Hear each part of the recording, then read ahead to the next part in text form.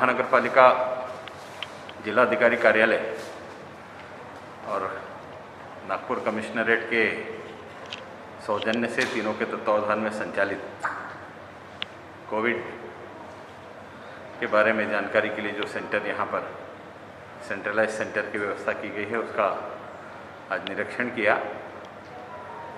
निरीक्षण में सभी टीम बहुत अच्छे से कार्य कर रही है। रोटरी क्लब का सहयोग और एक B4 ग्रुप का सहयोग इसमें विशेष रूप से लिया जा रहा है।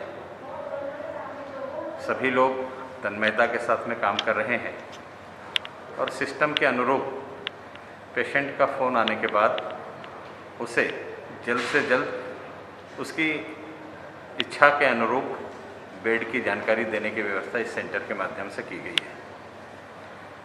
एक OTP जनरेट होकर पेशेंट को दिया जाता है और संबंधित हॉस्पिटल को भेजा जाता है। उस OTP के आधार पर पेशेंट भर्ती हो जाता है। ये सेंटर शुरू होने के कारण जो लोगों में संभ्रम था कि 80% और 20% अर्थात शासन की बेड में एडमिशन होगा या शासन से बाहर की बेड में एडमिशन होगा, वो संभ्रम समाप्त हो जाएगा और नागरिकों के मन में जो भ्रम था या कुछ समाजकंटक लोग इसका बेजा फ़ायदा उठाकर मरीजों को तकलीफ दे रहे थे, उससे भी इससे निजात मिलेगी। इस सेंटर के माध्यम से ये विशेष सुविधा उपलब्ध कराई गई है। कुछ सूचनाएं मैंने डॉक्टर चिलकर जी हैं इन्हें दी है आज। उसमें विशेष सूचना यह है कि अभी भी हमारे सिस्टम में हम जो जानकारी देते हैं वो जानकारी देने का अधिकार संबंधित हॉस्पिटल को है।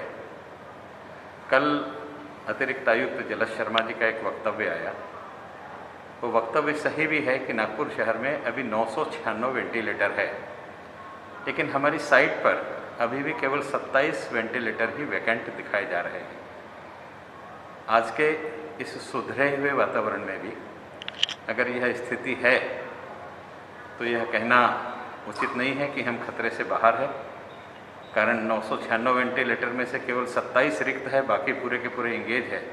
इसका मतलब पेशेंट की स्थितियां अभी भी खराब हो रही है और अगर ऐसा नहीं है तो सूचनाएं गलत दी जा रही है। इसलिए प्रशासन के माध्यम से इसकी रैंडम चेकिंग की व्यवस्था जोन वाइज होनी चाहिए, ऐसी सूचना डॉक्टर चिलकर जी के माध्यम से दी गई है।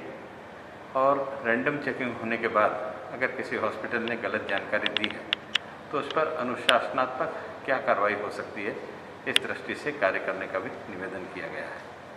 कुल मिला के शहर के नागरिकों के लिए एक अच्छी सुविधा भले ही कोर्ट के आदेश के बाद शुरू हुई हो, लेकिन महानगर पालिका की यह पूर्व तैयारी थी, इसलिए कोर्ट के आदेश के बाद एक दिन में ही हम इसको प्रारंभ कर सके। अभी ऑनलाइन हमारे पोर्टल पर जिस पेशेंट को बेड चाहिए वो स्वयं भी ऑनलाइन एप्लीकेशन करता है।